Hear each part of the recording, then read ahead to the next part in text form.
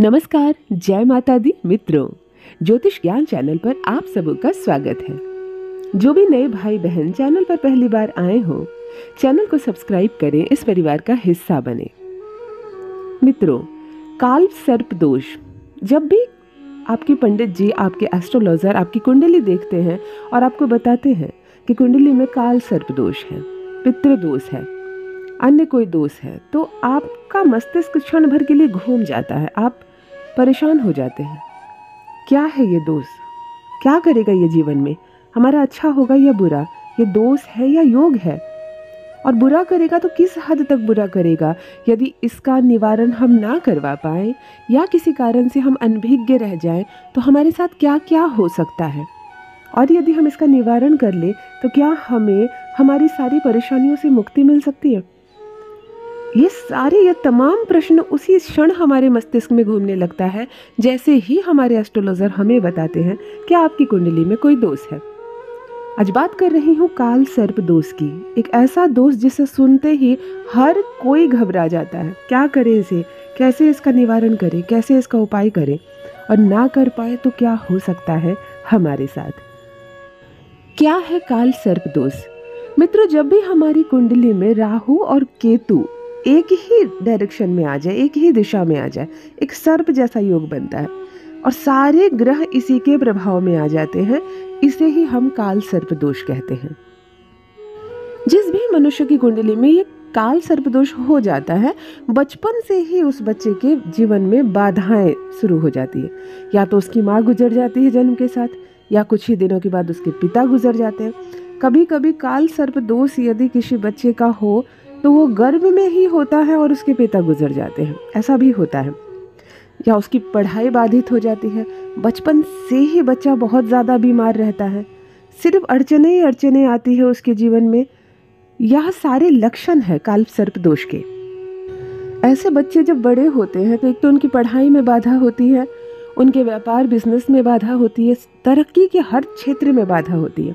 ऐसे बच्चों का विवाह तय नहीं होता है। बहुत सारे रिश्ते आएंगे लेकिन रिश्ता तय नहीं होगा, और यदि शादी हो जाए तो रिश्ता टूट जाता है, खंडित हो जाता है। शादी हो भी जाए तो संतान सुख नहीं मिलता है, संतान होने में बाधा होती है। ये सारे लक्षण काल सर्प दोष के प्रमुख लक्षण होते हैं। जिस व्यक्ति को काल सर्प दोष होता है वह एक तो जुबान से थोड़ा कड़वा होता है, उसके काम 99 पर जाकर 0 हो जाते हैं, बिल्कुल बनते बनते बिगड़ जाते हैं। अक्सर दुर्घटनाएं होती है, खास करके सर पर चोट लगना, सर का 2 भाग हो जाना, उस पर एलिगेशन लगते हैं, बहुत सारे इल्ज़ाम लगते हैं। वह काम में आलसी होता चला जाता है और जुबान से कड़वा होता चला जाता है। काल सर्प दोष जिस व्यक्ति को हो, यदि वह नियमित रूप से भगवान शिव के मंदिर जाए और जल में काला तिल मिलाकर अर्पण करे, उन्हें प्रदोष के व्रत रखें, तो बहुत राहत होती है। इसके जो बुरे प्रभाव हमारे जीवन में पड़ रहे होते हैं उसमें बहुत सुधार होते हैं। और मैं आपको अब कुछ रेमेडीज बताऊंगी जिससे काल सर्प दोष का सारे पूर्ण निवारण हो जाए। जो व्यक्ति काल सर्प दोष से पीड़ित है, वह व्यक्ति यदि नित्य शिव मंदिर जाए, केवल सोमवार को नहीं, नित्य शिव मंदिर जाए और वहाँ जमीन में बैठकर, बिना आसन के जमीन में बैठे शिवलिंग के सामने और कम से कम 108 बार महामृत्युंजय मंत्र का जप करके आता है, वो भगवान शिव को टच करके आता है, तब भी उसे बहुत ज़्यादा राहत मिलती है और इस दोष का निवारण धीरे धीरे होने लगता है।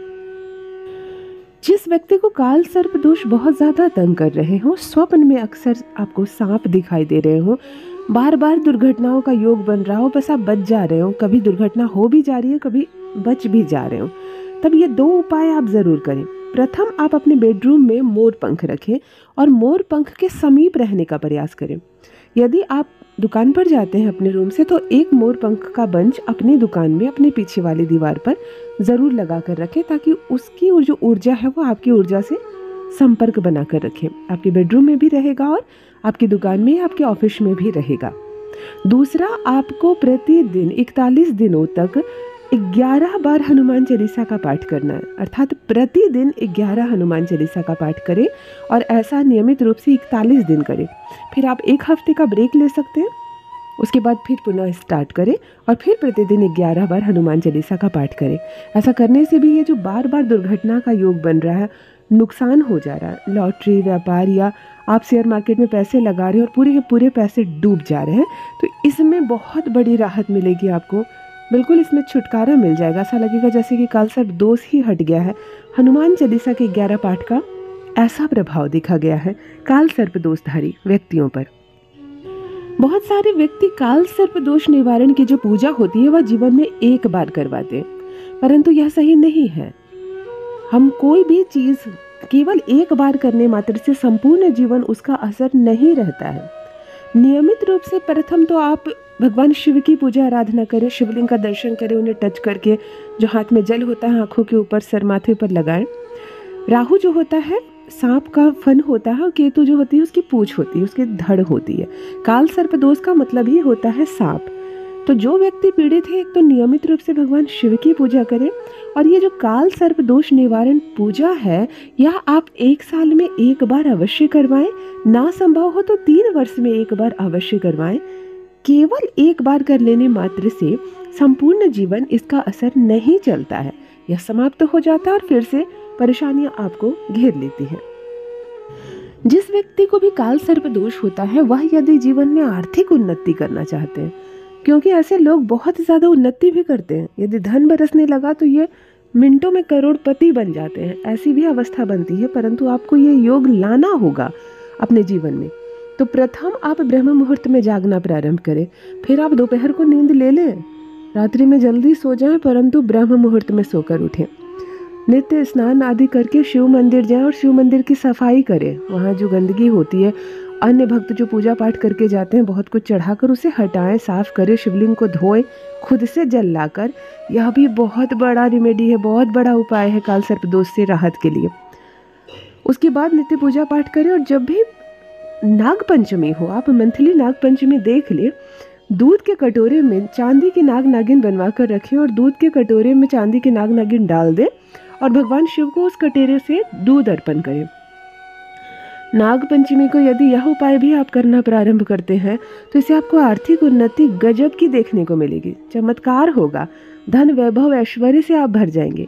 केवल नुकसान नहीं होता है जीवन में, फायदे भी बहुत होते हैं, परंतु ये नियमित रूप से आपको करनी होगी। और भगवान शिव की पूजा आराधना करिए। सोकर जैसे आप उठें मुंह में एक शब्द रखें, ओम नमः शिवाय, शिवाय नमः। इस मंत्र का 3 बार, 7 बार, 11 बार जप करके ही फिर आप अपनी जुबान खोलें, कुछ और बातें अपने मुंह से बोलें। एक अंतिम और सबसे बड़ा उपाय बता रही हूँ। जहाँ भी नाग की बस्ती होती है, सपेरे जहाँ रहते हैं, वहाँ आप जाएं, एक स्वस्थ नाग खरीद लें, जितने पैसे भी उसकी कीमत हो, और खुद से जाकर सपेरे के साथ उसे जंगल में छोड़ दें, उसे मुक्त कर दें। ऐसा करने मात्र आपके जीवन से जुड़ी ये काल सर्प दोष संबंधी सभी समस्याएं हट जाएंगी, दूर हो जाएंगी, और फिर देखिए केवल नुकसान नहीं होते, इतने फायदे होंगे कि आप हैरान रह जाएंगे। तो काल सर्प दोष से डरे नहीं, घबराएं नहीं, जो है कुंडली में वो है, परंतु अपना जानकर ये सारे उपाय करें और उसका लाभ उठाएं। बहुत बहुत धन्यवाद।